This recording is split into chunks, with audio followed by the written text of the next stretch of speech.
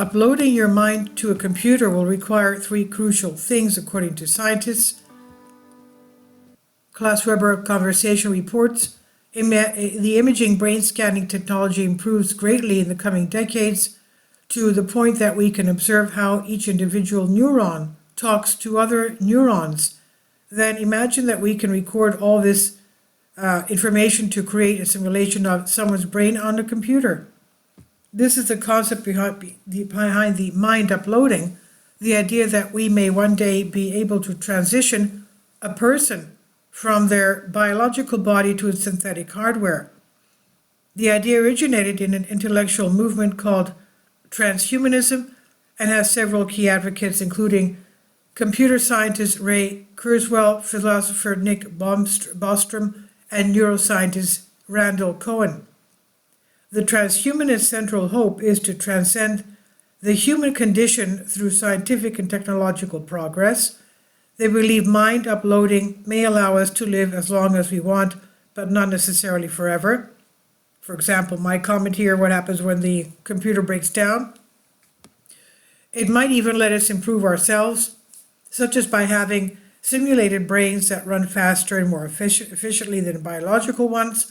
That's the techno-optimist dream of the future. But does it have any substance? The feasibility of mind uploading rests on three core assumptions. First is the technology assumption, the idea that we will be able to develop mind uploading technology within the coming decades. Second is the artificial mind assumption, the idea that a simulated brain would give rise to a real mind. And third is the survival assumption, the idea that the person created in the process is really you. Only then does mind uploading become a way for you to live on. How plausible is each of these? The technology assumption, trying to assume the human brain would be a monumental challenge, trying to simulate the brain. Our brains are the most complex structure in the known universe. They house around 86 billion neurons and 85 billion non-neural cells, with an estimated 1 billion neural connections. For comparison, the Milky Way galaxy is home to about 200 billion stars. Where are we on the path to creating brain simulations? Right now, neuroscientists are drawing up 3D wiring diagrams called connectomes of the brains of simple organisms. The most complex comprehensive connectome we have to date is that of a fruit fly larva, which has about 3,000 neurons and 500,000 neural connections. We might expect to map the mouse's brain within the next 10 years. The human brain, however, is about 1,000 times more complex than a mouse brain. Would it then take us 10,000 years to map the human brain? Probably not. We've seen astonishing gains in efficiency in similar projects, such as the Human Genome Project. It took years and hundreds of millions of dollars to map the first human genome about 20 years ago. Today, the fastest lab can do it within hours for about $100. With similar gains in efficiency, we might see mind uploading technology within the lifetimes of our children or grandchildren. That said, there are other obstacles. Creating a static brain map is only one part of the job. To simulate the functioning brain, we would need to observe single neurons in action. It's not obvious whether we can achieve this in the near future. The artificial mind assumption. Would a simulation of your brain give rise to a conscious mind like yours? The answer depends on the connection between our minds and our bodies. Unlike the 17th century philosopher René Descartes, who thought mind and body are radically different, most academic philosophers today think the mind is ultimately something physical itself. Put simply, your mind is your brain.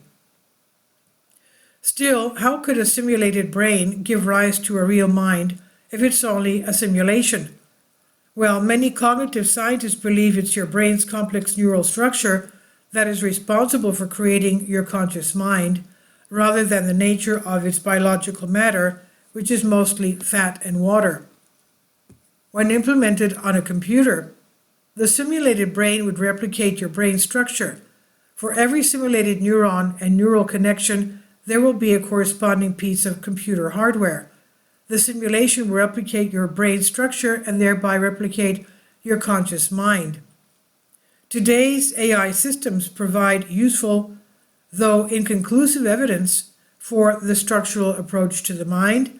These systems run on artificial neural networks, which copy some of the brain's structural principles. And they are able to perform many tasks that require a lot of cognitive work in us.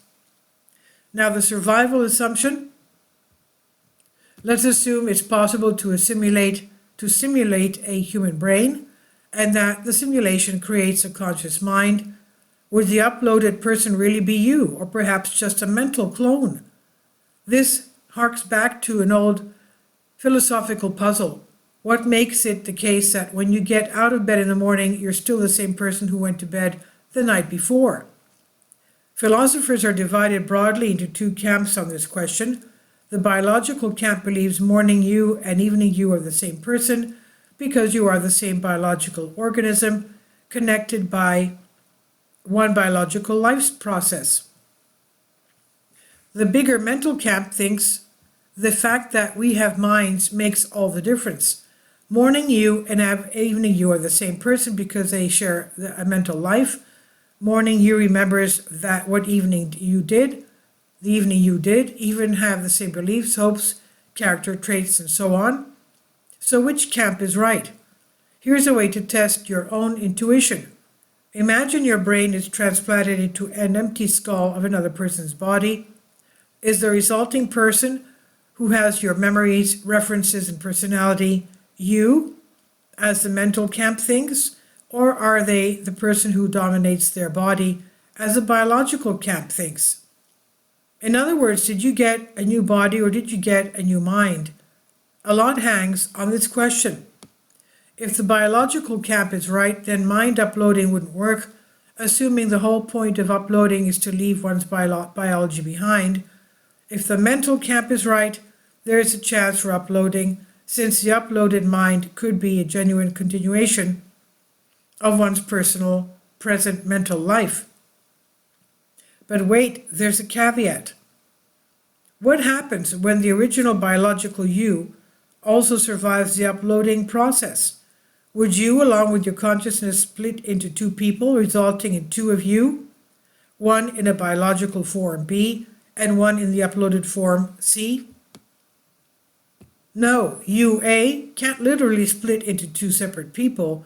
B does not equal C, and be identical with both at the same time. At most, only one of them can be you, either A equals B or A equals C. It seems most intuitive that after a split, your biological form would continue as a real you, A equals B, and the upload would merely be a mental copy.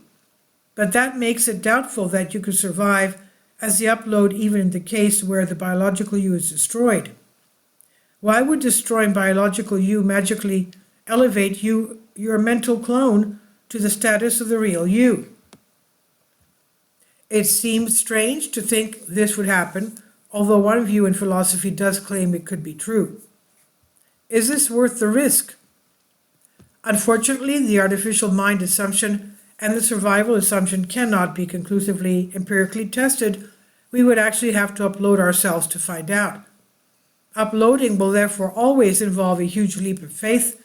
Personally, I would only take that leap if I knew for certain my biological hardware wasn't going to last much longer. This is by Klaas Weber, Senior Lecturer, the University of Western Australia. Republished from the Conversation under Creative Commons license on Science Alert. Please leave your comments and thank you for your support. Support my Patreon account. The daily posts are 5 videos daily and they are totally different from what I have on my YouTube channel. Thank you so much for your support and that you find all my content so interesting. You'll find the Patreon account details in the description box below.